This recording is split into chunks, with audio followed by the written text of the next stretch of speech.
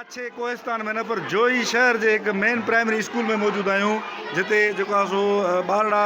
ॿाहिरि वेठा आहिनि उस्ताद बि ॿाहिरि वेठा आहिनि हिन स्कूल में 3-4 दफ़ा चोरियूं थी वियूं आहिनि हिते हिकु बि पखो न आहे सोलर प्लेट न आहे बिजली न आहे फिटिंग चोरी थी वई आहे हीअ तव्हां ॾिसो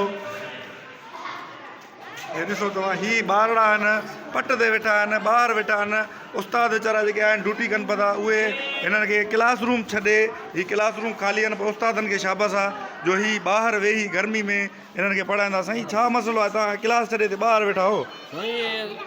फिटिंग फिटिंग हिते चोर सभु पटे विया आहिनि पखा तखा सभु लाहे विया आहिनि मजबूरी आहे विरांडे में वेठा आहियूं अंदरि ॿार कोन था वेही सघनि उन जे करे असां ॿाहिरि था वेहूं चोर हिकु ॿिए ॾींहुं 3 ॾींहं चोरी आहे ई आहे टोटल पखा जेके हुया हाणे माना स्कूल में हिकु बि पखो न आहे हिकिड़ो पीअण जे पाणी जो को मसइलो कुझु कोन्हे पीअण जो पाणी बि न आहे ॿार भई ईअं घणा हाणे हिन स्कूल में तक़रीबन माना घणनि ॿारनि जी दाख़िला आहे घणा ॿार हिते पढ़ंदा 400-500 जी दाख़िला आहे दोस्तो 400-500 ॿारनि जो मुस्तक़बिल दाव ते लॻल आहे साईं जूं तव्हां ॻाल्हियूं ॿुधियूं साईं जो चवणु आहे त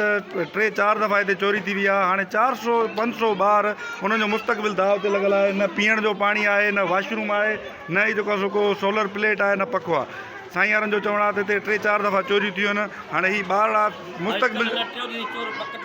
चोर पकता अथनि छोकिरा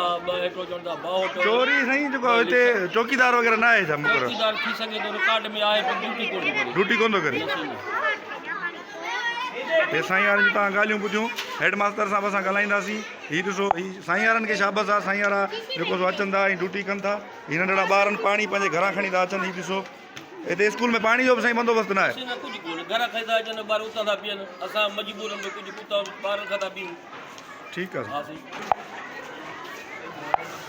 तव्हां सीनियर उस्ताद आहियो तव्हां ॿुधायो त जेको आहे सो हिन स्कूल में 400 खां वधीक ॿारड़ा पढ़नि था बाक़ी साईं 800 ॿार साईं चए थो त 800 ॿार पढ़नि था 800 ॿारनि जो मुस्तक़बिल दाव ते लॻल आहे न पीअण जो पाणी आहे न वॉशरूम आहे बिजली जी तव्हां इहा पाण सूरत हाल ॿुधाई आहे हिते 8 दफ़ा चोरी थी वई आहे पखा बाक़ी साईं 35 पखा हुया बाक़ी वञी 6 पखा बचा आहिनि उहे ख़ौफ़ मां हलाए रखिया आहिनि जेको कंहिं कमरे खे तालो हणूं था उहो तालो बि टोड़े था वञनि उनजी फिटिंग तव्हांजी हालत ॾिसो या कई अथनि हालत इहा आहे जो हाणे आख़िरी धाकी हो पियो अथनि त स्कूल जी डेट ते अची काकुस करे वेंदी हीअ हालत आहे हीअ स्कूल सां तालीम सां हिननि जो रवियो आहे ऐं चोरी था कनि साईं चोरी थियण जो सबबु छा आहे हिते चौकीदार मुक़ररु न आहे चौकीदार कोन्हे को चौकीदार रिकॉर्ड में आहे न चौकीदार मां रिकॉर्ड में हुयो जॾहिं मरहूम हुयो पहिरियों चौकीदार हुयो गाई वीचारो उहो वफ़ात करे वियो उन खां पोइ चौकीदार जो कोन्हे हालत इहा आहे त हिते बिजली जा फिटिंग पटे विया आहिनि छा कंदा माना कहिड़े हिसाब सां असां हिते उस्ताद को बि हिते असां जेकॾहिं वेठा आहियूं पाड़े जा ॿार आहिनि असां तव्हांजा ॿार आहिनि इन जे करे अची विहूं था बाक़ी हीअ हालत असां ॾिसो हे ॿारड़ा वेहण जहिड़ा आहिनि उहो असां हिन वीडियो में चयो आहे त हीअ काछे कोहिस्तान जो न पर जोई सिटी जो स्कूल आहे हाणे असां त वस वारनि खे इहो मुतालबो कंदासीं त बाबा